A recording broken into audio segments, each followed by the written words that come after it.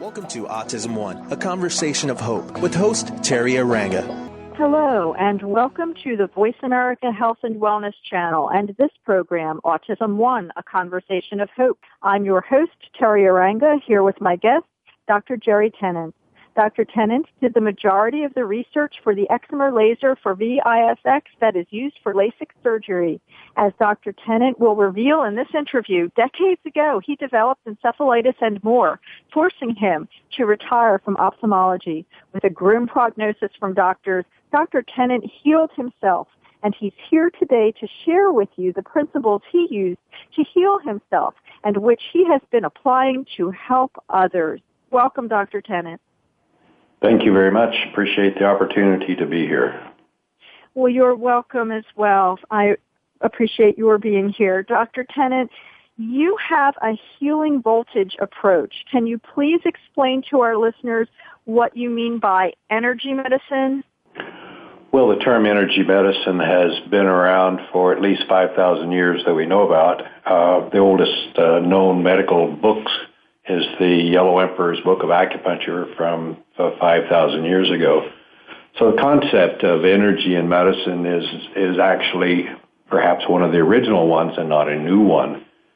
However, the idea of energy in the United States disappeared in the early 1900s because under the urging of the primary investors in the pharmaceutical companies, the Congress passed a bill that made it illegal for federal funds to go to anyone who said there was energy in the body, and that really shut down the idea of energy in the body in this country as compared to the rest of the world until Nixon came back from China and instructed the NIH to make acupuncture part of traditional medicine. So it's an old concept, but beginning to be reintroduced into the United States.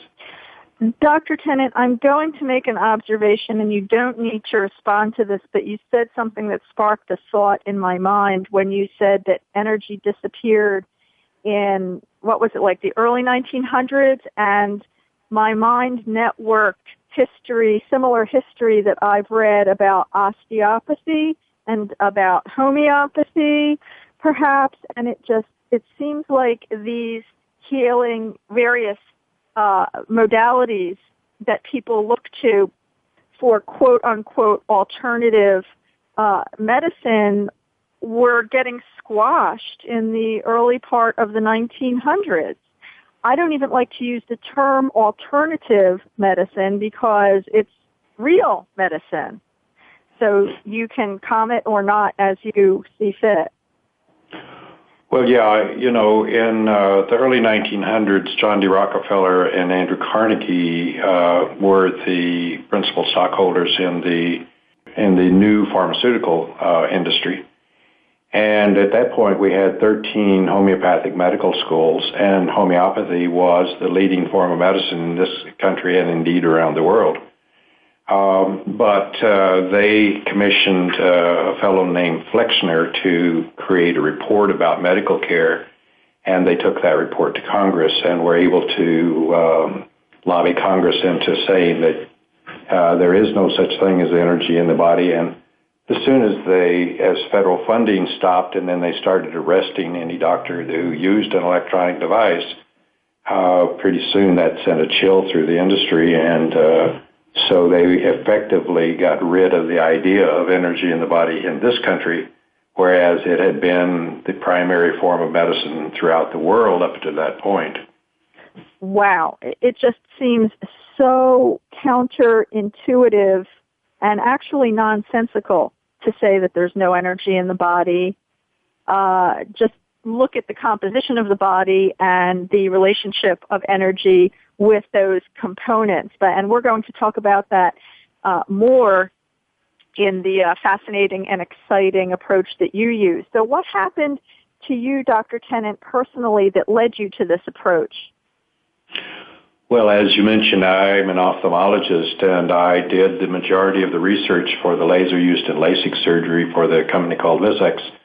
And one of the things we didn't understand at the time was that the laser would not kill viruses, but would rather just release them from cells. And so I was treating a fellow who had leukemia but also had severe scarring of his corneas, and I was using the laser to remove these superficial scars, and the viruses from his cornea went through my mask, into my nose, into my brain, and I developed encephalitis and also bleeding disorder.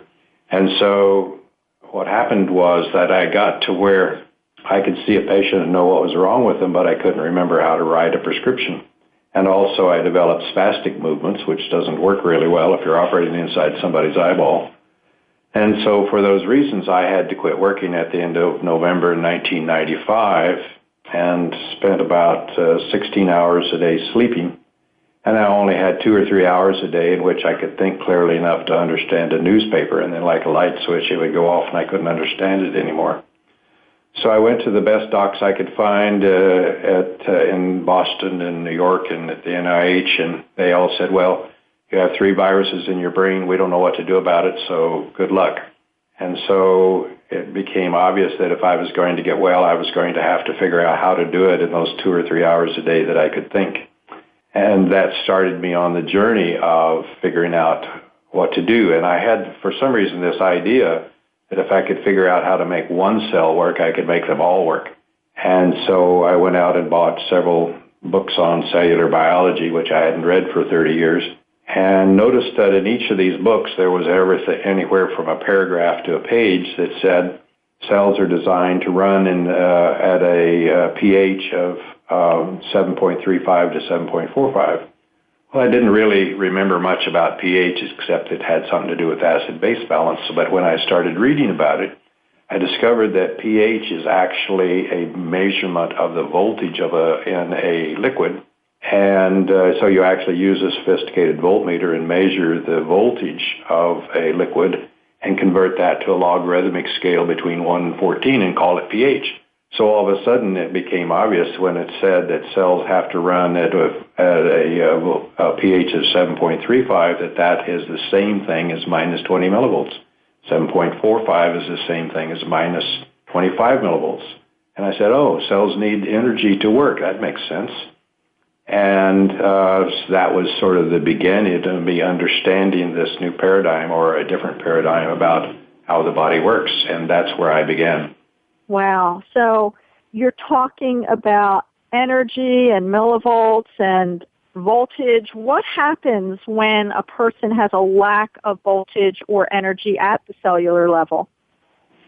Well, let me ask you, what happens to your refrigerator if it's running at 80 volts instead of 110? Or what happens to your automobile if you put a 9-volt battery in a 12-volt car? It just doesn't work, does it? Well, I have a scientific term for that, Dr. Tennant. It goes kaput. Kaput, yeah, I like that. Well, first of all, let me just say that some people get confused about this voltage issue, particularly about the minus 20 to minus 25 millivolts. That is the environment in which the cell operates. And so if you take and isolate a cell in a laboratory and put an electrode inside the cell and an electrode outside the cell, you will measure somewhere around minus 90 millivolts. But the operating environment of cells, any cellular biology textbook will tell you it's minus 20 to minus 25 millivolts.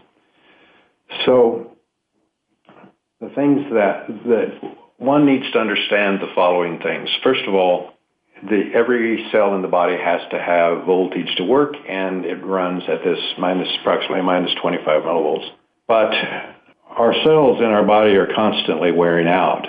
So you get new cells in the macula of your eye every 2 to 3 days. The lining of your intestine is replaced every 3 days. Your skin is replaced every 6 weeks. Your liver is replaced every 8 weeks.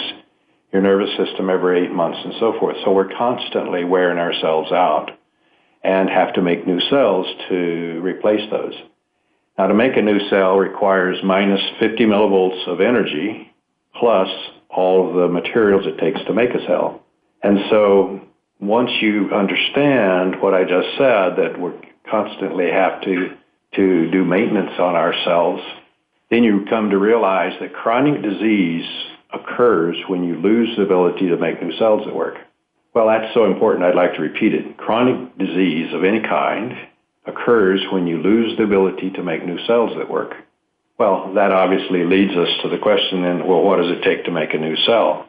And we've already discussed one of the cardinal things that occurs when you lose the ability to make new cells, and that is you don't have enough voltage to do it. The second thing is you have to look at what does it take to actually make a cell. So the inside of most cells is made of amino acids. Well, what's the body's source of amino acids? Well, when you eat a protein, stomach acid has to break that protein into amino acids. So if you don't have stomach acid, you lose your source of the amino acids you need to keep making new cells. And that leads us to the question, well, what's it take to make stomach acid? And it takes actually vitamin B1, iodine, zinc, salt, and the voltage to do it. So if you're deficient in those, or you take drugs to shut down your stomach acid, then indeed you're going to become chronically ill because you don't have the materials that it takes to make the inside of cells. Then the outside of cells are made of fat. Well, how does that work? Well, to absorb fat, your liver has to make bile, and your gallbladder has to dump it into the digestive process when you eat something. Otherwise, you can't absorb fat. So if you don't have a liver and a gallbladder that work, then you're going to become deficient in fat and the fat-soluble vitamins A, D, E, and K. So how does that fit in? Well, the liver makes 1.5 quarts of bile a day, and so it needs a storage tank, namely your gallbladder. But when stomach acid hits the small intestine, it sends an electronic signal to the liver to dump bile into the gallbladder, and the gallbladder to dump it into the digestive process, but it also tells the liver to make more bile. So again, if you don't have stomach acid, you don't get that signal to tell the liver and the gallbladder what to do, and so you have difficulty absorbing fat. Well, what else does it take to make a cell? Well, you have to have vitamins and minerals that work. And it turns out that the ability of minerals to get across the cell membrane is controlled by a substance called Fulvic, Fulvic. And because our farming practices, our food supply is very deficient in Fulvic, so most people are mineral deficient and vitamin deficient. And then you also have to have oxygen. Well, the amount of oxygen that will dissolve in water is dictated by the voltage of the water. So if you take a glass of water and put a tube in it and start bubbling oxygen in, if you raise the voltage, more oxygen will go into solution, and if you lower the voltage, oxygen goes out of the water and disappears. So unfortunately, I've got somebody doing maintenance on my bushes outside my window, so I apologize for the noise. This would be a good time, Dr. Tennant, to take a break here at Voice America, but I just want to recap very quickly before we go into this break what you have said, and please correct me if any of it is wrong very briefly, and then we'll pick up again when we come back from the break. You said that chronic disease of any kind occurs when you lose the ability to make new cells. Then you informed our listeners about things that you need to make new cells. You need amino acids. You need stomach to facilitate these various processes, and these things work together. We shouldn't just do these things willy-nilly, but as a coordinated, harmonious program, knowing how they interrelate. You need amino acids. You need stomach acid. You need vitamin B1. You need iodine, salt, and I think you may have said zinc. You need, is that correct, zinc? That's correct. Okay. You need voltage. You need fat, and to have fat, you need proper liver function, proper production of bile, proper gallbladder function. You need to be able to process the fat-soluble vitamins of A, D, E, and K, and various vitamins and minerals, fulvic acid, oxygen, and then it all gets back to voltage. So is that a good summary? That's a terrific summary. Okay, great.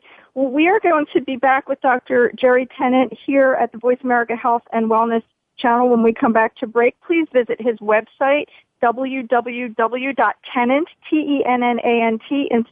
Tennant Institute, brainpro.com. We want to thank this radio program sponsor, Scientific Learning's BrainPro Autism, which uses fast-forward technology. Please visit them at www.brainprolearning.com or click on the BrainPro banner on my host page. We'll be right back.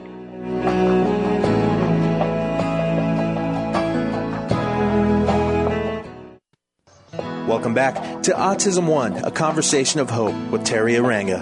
Now back to the program. Here's Teri. We are back with Dr. Jerry Tennant of the Tennant Institute at www.tennantinstitute.com. Dr. Tennant also wrote a book called The Healing is Voltage Handbook, and that is available on Amazon. It's in its third edition. It's one of the top-selling books on Amazon. And if you would like to understand more about Dr. Tennant's theories on voltage, pH, and healing, you can also order it from his clinic. www.tennantinstitute.com is the website. And Dr. Tennant, you brought out some fascinating information in the first segment. I really like it when my guests help me see things in a new way. And as I was preparing for this interview, I was just really excited about your information. So thank you. I'd like to reiterate that in the first segment, you said that chronic disease of any kind occurs when you lose the ability to make new cells. And to make new cells, you need things like amino acids, proper stomach acid, iodine, B1, salt, zinc, voltage, fat, proper liver and gallbladder function and bile, and a way to process the fat-soluble vitamins A, D, E, and K. Vitamins, minerals, fulvic acid, oxygen, and it all went back to voltage. You're going to be telling us about even more in this coming segment. So what robbed you of your voltage? Was it that the viruses to which you were exposed robbed you of your voltage? What are reasons that voltage and energy will drop in people? In order to really understand that, rather than me just give you a 2 or 3 word reply, if I may, I'd like to tell you what happens as voltage drops, and then it'll make sense. When voltage drops, one of the things that I just mentioned that drops is oxygen levels. And so the amount of oxygen that will dissolve in water, and because cells are 70% water, thus the amount of oxygen that will dissolve in your cell is dictated by the voltage of the cell. And so as voltage drops, oxygen comes out of solution and you have less oxygen available in the cell.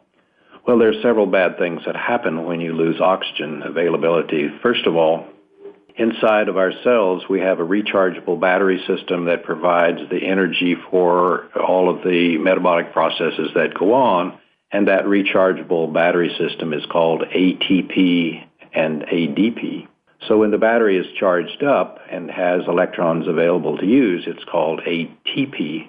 But as it discharges itself and becomes a discharged battery, it's called ADP. So obviously, we need a battery charger inside the cell, and that's called the Krebs cycle. So the Krebs cycle likes to run on fat. So for every unit of fat you put into the Krebs cycle, if you have oxygen available, for every unit of fat, you get enough electrons to charge up 38 of those ATP batteries. But if oxygen is not available, for every unit of fat you put into the Krebs cycle, you only get enough electrons to charge up 2 of those batteries. So obviously one of the things that happens as your oxygen levels drop is that your metabolic efficiency drops. So you go from 38 miles to the gallon to 2 miles to the gallon. Well, there's another thing that happens as oxygen drops, and that is that bugs wake up. So each of us contain about 1 trillion bugs, but they're all asleep as long as we have adequate levels of oxygen. But as oxygen levels drop, because voltage drops, then these bugs wake up, and the first thing they want to do is have lunch, and of course they want to have you for lunch.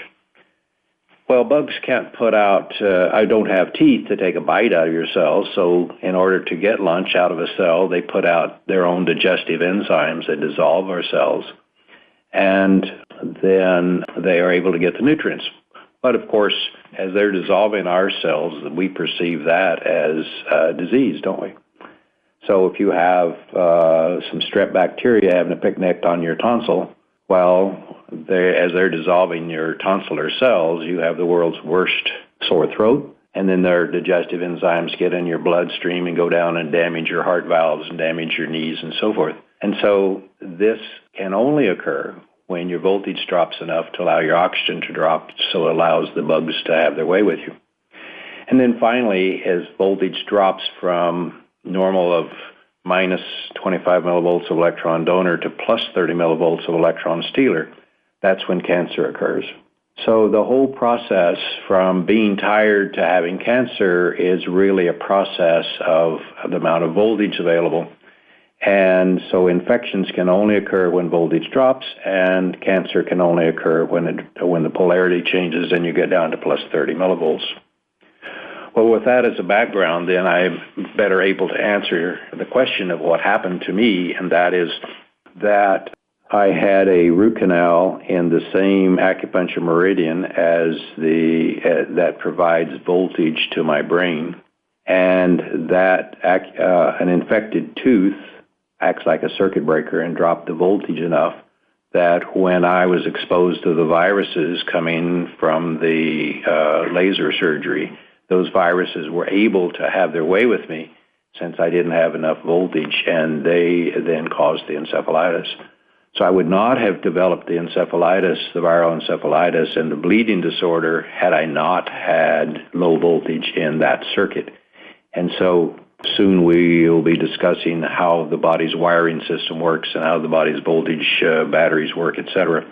But the answer to your question is that because I had a root canal, it dropped my voltage, which dropped my oxygen, which allowed me to be susceptible to the encephalitis. Had I not had the root canal, I would still be just another ophthalmologist having fun removing cataracts. Wow. This is really fascinating. So if people still believe in root canals in the first place, it sounds like they would want to be in really good health when they had that procedure done, or they would want to, what would you say? Well, look, the dentists are the only physicians that believe you can get away with leaving dead tissue in the body. No other doctor believes that. I challenge you to find a doctor who says it's a good idea to leave dead tissue in the body. And, of course, a root canal is a dead tooth. The way you do a root canal procedure is you drill a hole in the top of the tooth and you put an auger in and you rip out the artery and rip out the nerve and kill the tooth. And then you stuff it full of some stuff, and dentists delude themselves into thinking that somehow you can sterilize dead tissue. Well, you can't. And no matter what you do to the top of the tooth is still attached to the lymphatics, and there's still access to microbacteria. Plus, an interesting thing about teeth is that it was proven that by work done at Loma Linda Dental School that every tooth contains a pump, and the pump pumps fluid from inside the tooth to outside the tooth. And they did that by injecting dye in various portions of the body of animals, and then within 6 minutes the dye would show up in the associated tooth, and within 30 minutes the dye was in the mouth. Well, when you turn that pump off, then you have a reverse flow, and so microorganisms from the mouth can easily flow through the enamel and into the tooth and infect it. In fact, that's why you get caries. You don't get cavities primarily because you eat too many candy bars. You get cavities because the pump becomes defective. And so the point is that it is simply impossible to leave dead tissue in the body and not have it get infected. So if your big toe dies and you don't amputate it, guess what happens? You get gangrene. If your appendix dies and you don't amputate it, guess what happens? You get peritonitis. And if your tooth dies and you don't amputate it, guess what? You also get sick. It just takes a little bit longer. I actually did a little study where I went to an oncologist's office and looked at his cancer patients. And what we found was that 70% of cancer patients in his practice had a root canal in the same acupuncture meridian as their primary cancer, and 30% had an infected crown in that circuit. And in my experience, I've only seen 5 patients that I could not find a dental cause for their malignancy. And so the point is that I agree with the guy who invented the root canal procedure, George Meinig, the dentist, who spent the last years of his career trying to get doctors to quit doing them and wrote the book called Root Canal Cover-Up. So if you want to read more details about this subject, I think that's a good place to start. Well, Dr. Tennant, we need to take a break, but if someone is listening to this program right now and they have an appointment in 2 weeks for a root canal or to get a root canal redone or to get an extraction done or to get a crown done, are you allowed to comment briefly on what they should do to prevent a further problem? Are you allowed to comment on that? Sure. If you have a tooth that hurts, sometimes if you insert enough electrons with things like my biomodulator, you can raise the voltage enough that it will actually heal itself and you've solved the problem.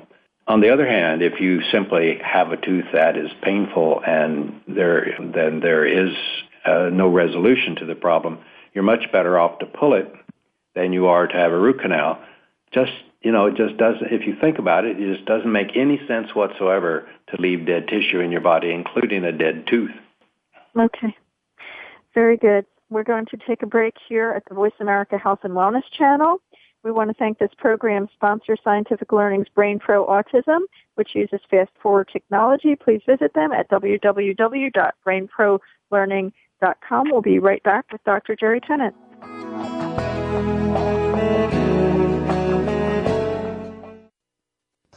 Welcome back to Autism One, a conversation of hope with Teri Arranga. Now back to the program. Here's Teri. I am back with Dr. Jerry Tennant of the Tennant Institute. He's also the author of The Healing is Voltage Handbook, which can be found on Amazon and at his website, www.tennant, with two N's, institute.com. And I promise listeners we are going to be talking about autism specifically in this program, but I want to recap the second segment. And Dr. Tennant, correct me at any point if I'm wrong. You said that a decrease in voltage causes a decrease in oxygen. Decreased voltage equals less oxygen equals less ATP, which is our rechargeable battery. That's part of the Krebs cycle, and it runs on fat, and that charges ATP. And if we do not have enough of this, and I believe ATP is related to mitochondria, if we don't have enough of this in good shape, our metabolic efficiency drops, our oxygen drops, and our bugs wake up. When our bugs wake up, the digestive enzyme of our bugs dissolve our cells to get energy, and the bugs' enzymes go into our bloodstream, which I think hurts our organs and our joints. And so infection occurs when voltage drops, and cancer occurs when our polarity is messed up. Very good. Okay. Well, and that's the reason the biomodulator helps. Yeah, one of the things that will put this into an understandable perspective for you is to realize that the body is a portable electronic device. And all portable electronic devices have to have a battery system. And so, indeed, since the human body is a portable electronic device, it does indeed have a portable battery system. It turns out that our muscles are both piezoelectric and rechargeable. So what does that mean? If you take a piece of quartz and squeeze it with a pair of pliers, it emits electrons. And that process of the distortion of a substance creating electrons is called piezoelectricity. So every time you move a muscle, it emits electrons. And fortunately, our muscles are also rechargeable batteries. So our muscles are our portable battery system. And our muscles are surrounded by a substance called fascia, which is fibrous tissue.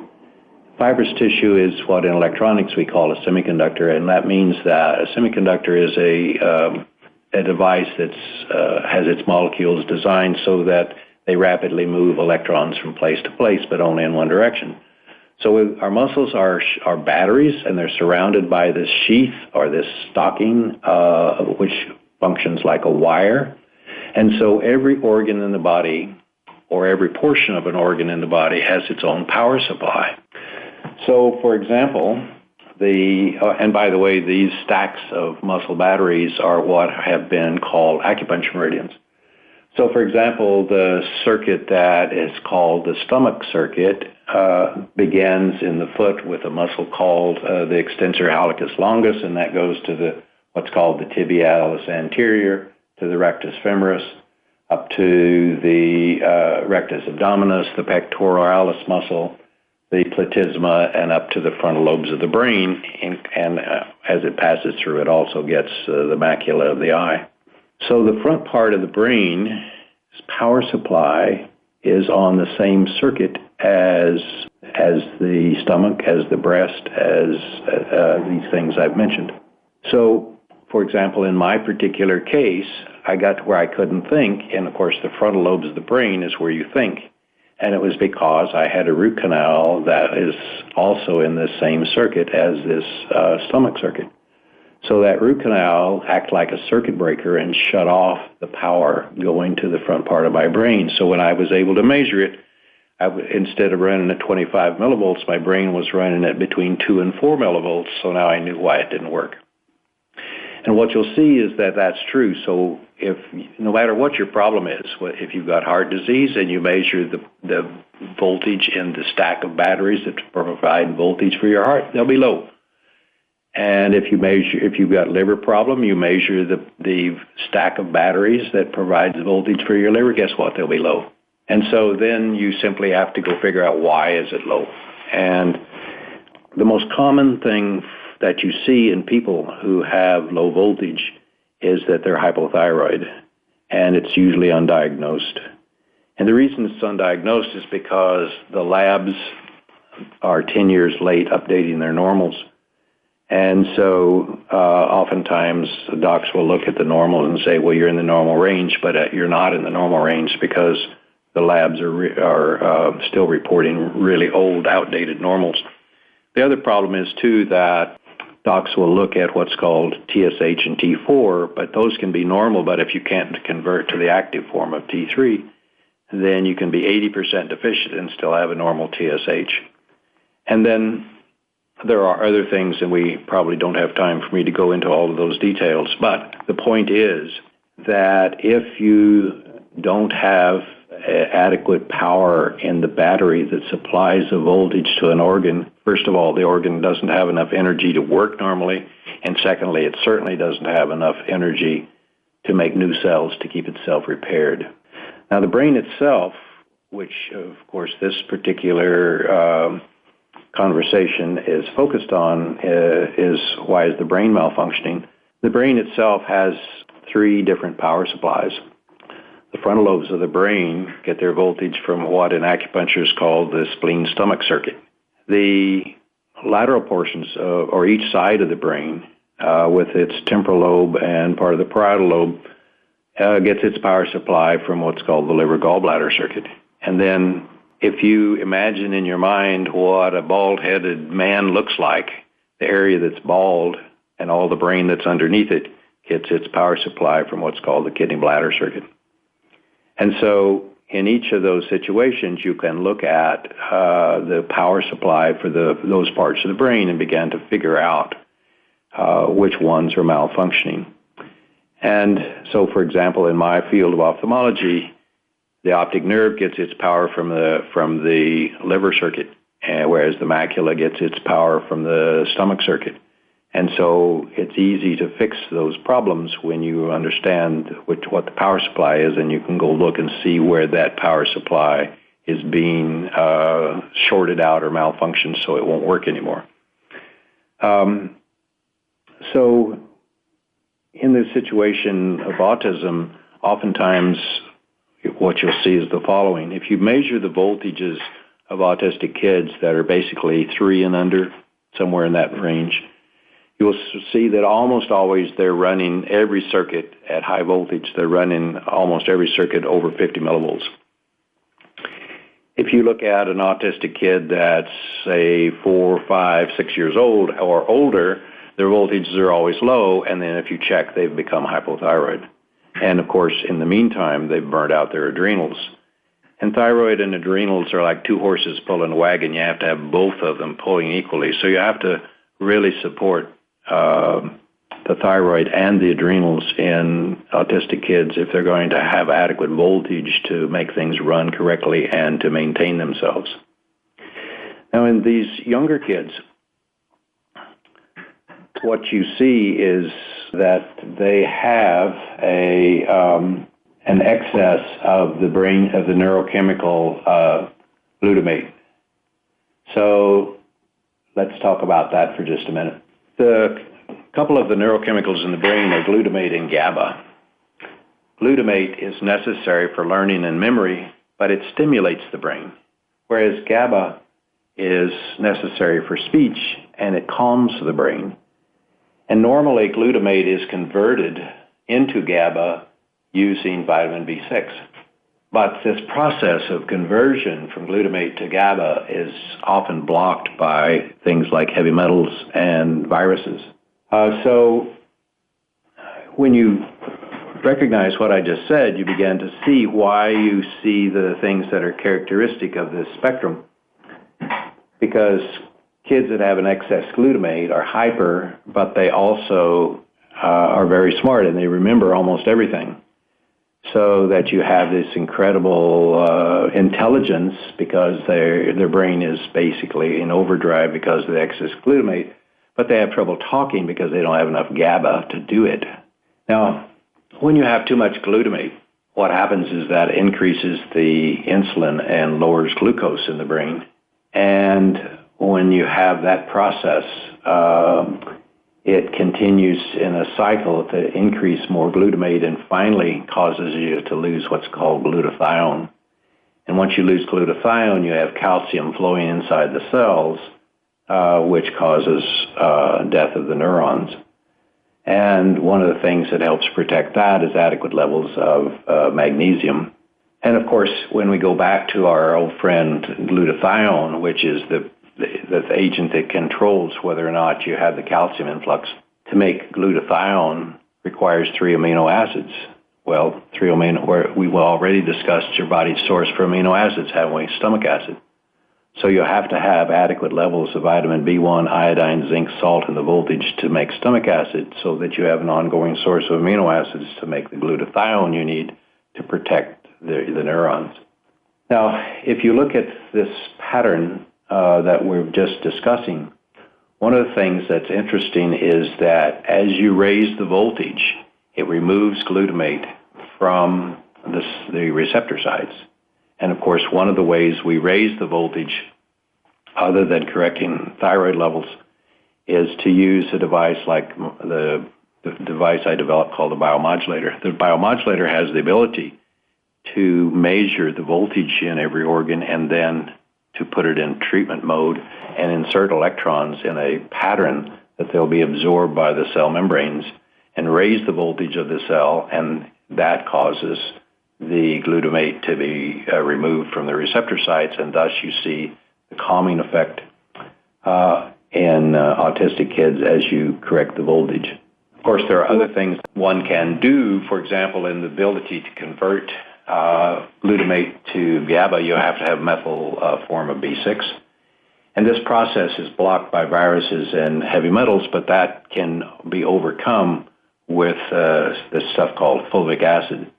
Normally it exists as a combination of humic and fulvic in about an 80-20 ratio, but you can get 100% fulvic, which will help remove and inactivate heavy metals.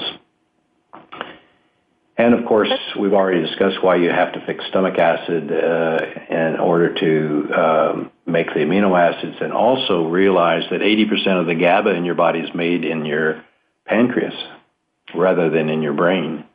And of course, one of the signals that tells the pancreas to make GABA is, our old friend stomach acid.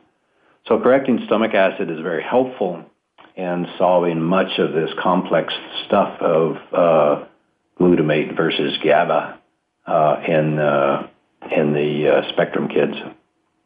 All right. Did I explain that well enough? The information you're providing is fascinating, and what you have done, Dr. Tennant, is you have put forth a unifying theory of the wisdom of so many modalities. You've spoken to acupuncture, you've spoken to cranial osteopathy, you have, brought in hypothyroidism. You have just unified people's thoughts on aspects of so many issues, and I was just really impressed listening to you. And so thank you for sharing this information here with us today, and we will come back with Dr. Tennant at the Voice America Health and Wellness channel after this break. Thank you to our sponsor, Scientific Learning's Brain Pro Autism. We'll be right back.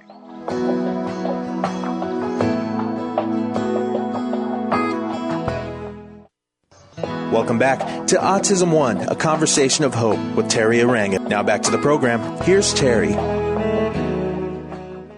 Well, jaw-dropping, fascinating, unifying information. That is what I have been hearing, listening to Dr. Jerry Tennant of the Tennant Institute.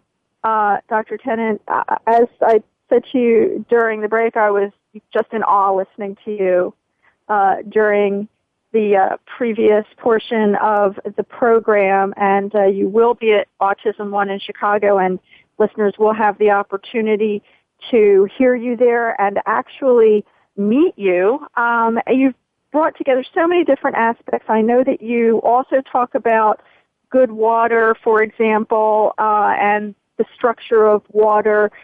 What are some things that parents can incorporate on their own to help their child? Is there a comprehensive program that people have to use in their approach to healing their health? Well, yes. You see, the thing that I see over and over again is that people try conventional medicine and eventually become discouraged and said, well, that didn't help me, and so I'm going to try, quote, alternative medicine.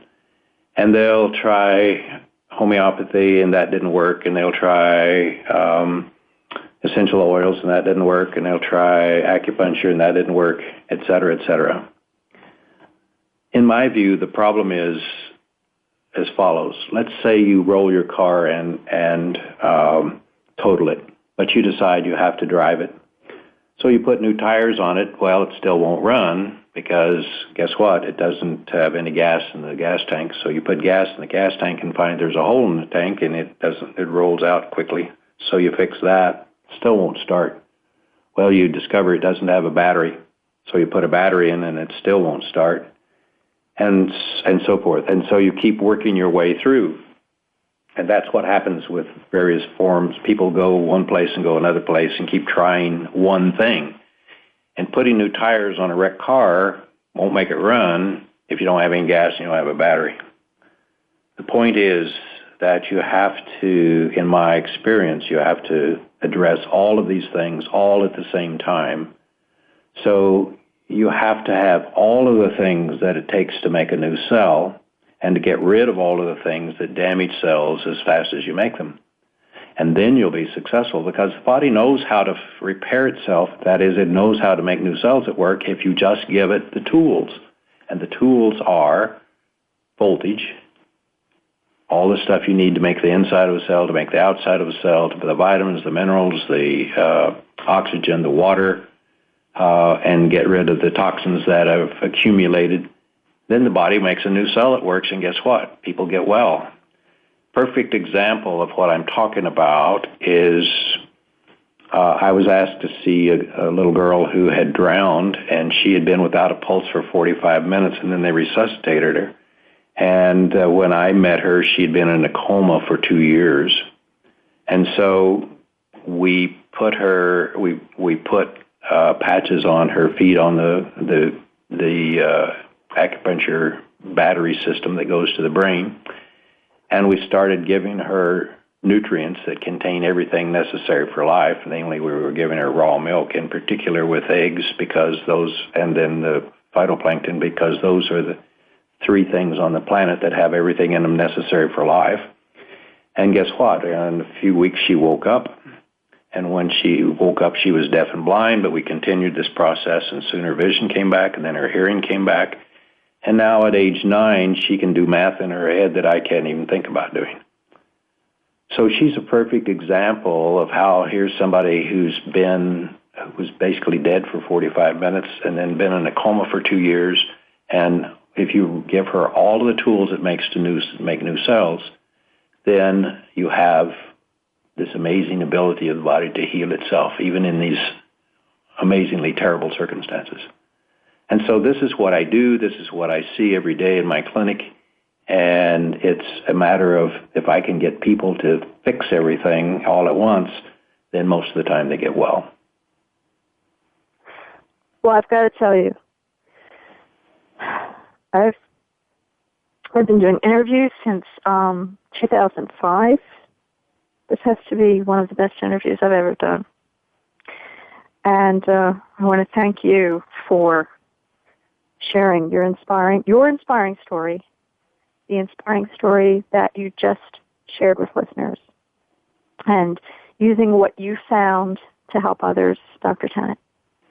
Well, thank you very much. I appreciate that. And, even though, I'll be 74 in a couple of months, it still thrills me to get up and come to work because I see people who have been desperate for such a long time, and as I was, and see it get turned around. And so for me, I have perhaps the best job in the world, and thank you for allowing me to share what I have learned how to do.